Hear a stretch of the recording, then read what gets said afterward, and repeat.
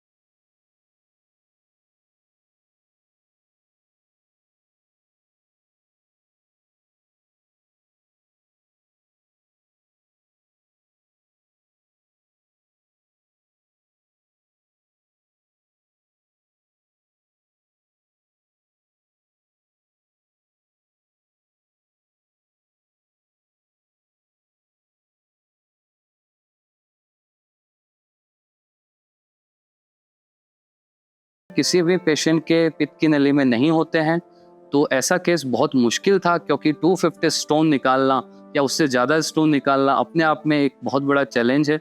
हमारे साथ ये सबसे बड़ा चैलेंज ये था कि हमें पूरी तरह से पित्त की नली को क्लियर करना था, ताकि पेशेंट को वापस ये दिक्कत नहीं हो, और हम उसमें काफ़ी अच्छे से सक्सेसफुल रहे। हमने यूरेट्रोस्कोप और बाकी एंडोस्कोपी की